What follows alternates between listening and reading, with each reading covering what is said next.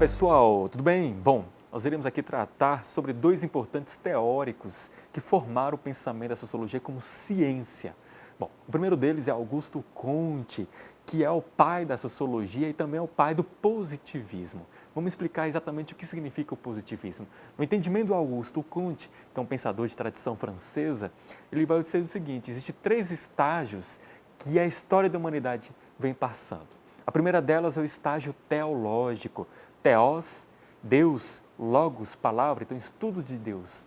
Então ele entende que as formas religiosas, como o politeísmo, acreditar em vários deuses, ou panteísmo, acreditar que tudo é Deus, a natureza é Deus, ou o monoteísmo, que está presente no judaísmo, no cristianismo e no islamismo, que é acreditar no único Deus, ou seja, um Deus único, o Criador e nós somos a criatura, ou seja, essa perspectiva teológica em diferentes formas de representar Deus ou os deuses é o entendimento que é a origem do pensamento da humanidade, ou seja, é o pensamento mitológico. Porém, desenvolve-se no período pré-socrático dos primeiros filósofos, na antiguidade grega, com Heráclito, Parmênides, o pensamento metafísico, que é uma ruptura desse estágio teológico. Então, o primeiro é o teológico, o segundo é o metafísico.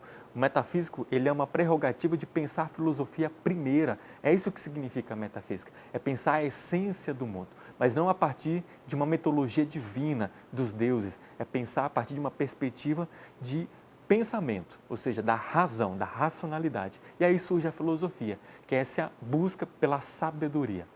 Porém, surge na modernidade o positivismo, que é o entendimento do Augusto Comte, que é a razão junto com o empirismo, ou seja, nasce um método. O que significa método? Significa caminho de pesquisa.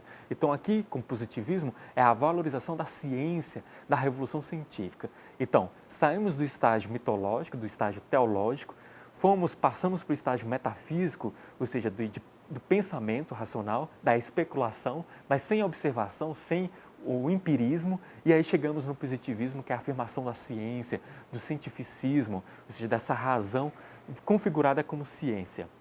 Bom, e aí com Augusto Comte aqui foi estabelecer a sociologia, e no entendimento dele, logicamente, a sociologia é esse estudo científico das relações sociais.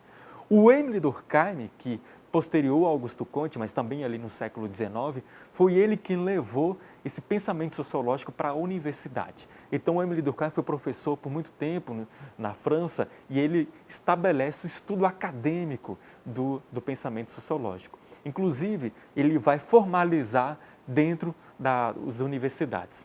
No entendimento do Émile Durkheim, continuando a perspectiva positivista, ele vai trazer o conceito de funcionalismo. O que significa isso? Que a sociedade funciona como um corpo orgânico, ou seja, a biologia, no estudo das células, no estudo do organismo, as bactérias, assim por diante.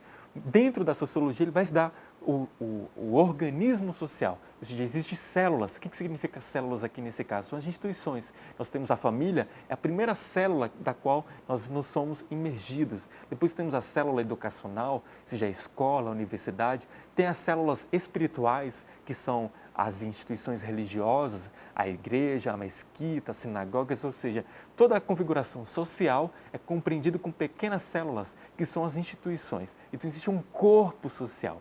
Então, ele faz uma analogia, entender a sociedade como um corpo social, algo paralelo com a biologia. E, a partir disso, ele vai trazer um conceito chamado de fato social. O que significa fato social?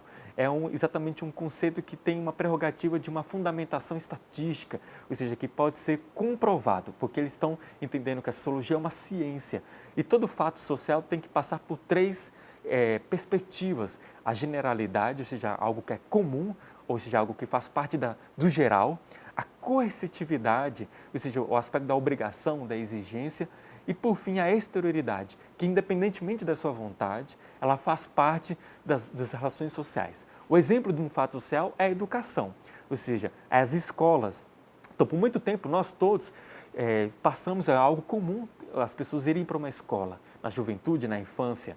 é algo comum, ou seja, é algo também obrigatório, ou seja, você tem uma coerção social, os seus pais, o próprio Estado, obriga que as crianças e os jovens, adolescentes, entrem, se matriculem em uma instituição escolar. E é algo de uma exterioridade, porque independentemente da vontade do jovem, se ele quer ou não ir para a escola, ele tem que fazer parte desse processo educativo. Então, o fato social, e traz como exemplo a escola. E também é interessante salientar que nos estudos do Émile Durkheim, ele vai fazer uma diferenciação entre coesão e anomia social. Coesão é quando as instituições, ou seja, essas células do corpo social, elas estão em funcionamento. O Estado, as igrejas, o aspecto das instituições familiares, quando está tudo organizado, está numa coerência social, ou seja, isso traz uma forma de uma coesão. Porém, quando há uma dessas instituições, ou várias delas, principalmente o aspecto econômico, as instituições financeiras ou a instituição jurídica do Estado, acontece algum tipo de deslize, algum tipo de algo delicado, acontece o risco da anomia social, que é algo desregular. Então, tem essas duas contrapartidas. Bom, chegando ao fim da nossa aula, é importante abordar a questão do suicídio.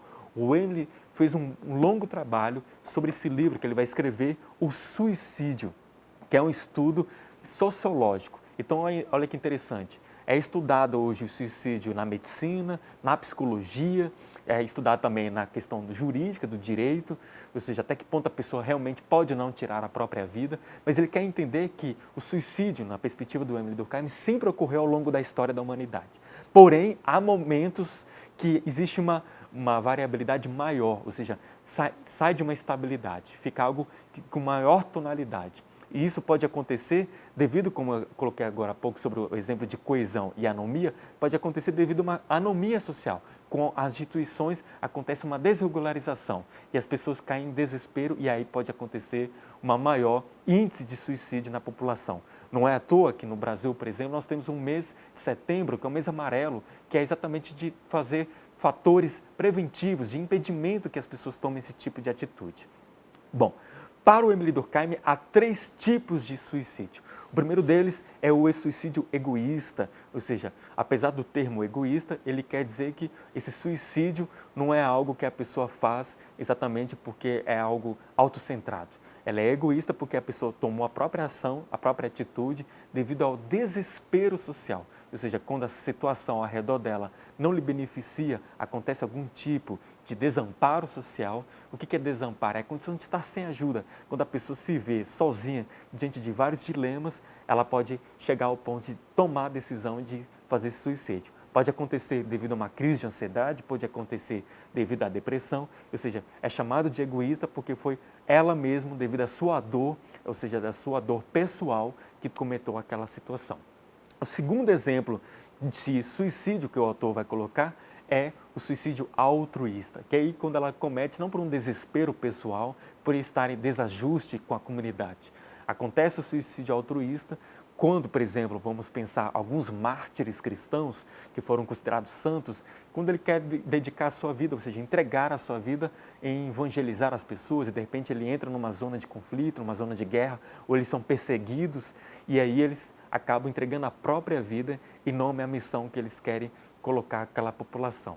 É esse suicídio altruísta. Também tivemos um suicídio altruísta na época da guerra que houve, da Guerra Fria no Vietnã, que monges budistas queimavam seu próprio corpo em praça pública em posição de meditação. Ou seja, era uma forma de reivindicar, mostrar o quanto a sua tradição oriental, budista, tinha uma significação, mas estavam sendo perseguidos, por exemplo, no governo da China, isso no Tibete, e eles queimavam o próprio corpo.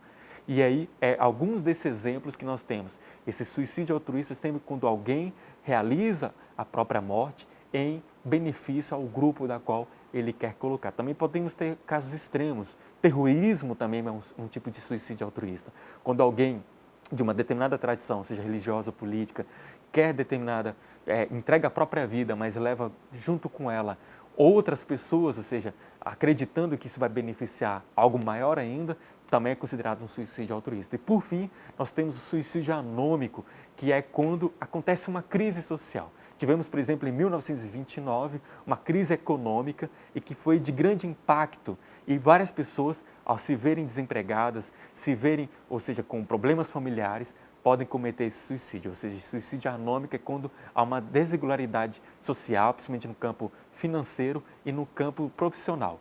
Bom, vale a pena observar o nosso material complementar e dar uma lida naquilo que está disponível sobre Emily Durkheim. Agradeço pela sua atenção. Um forte abraço.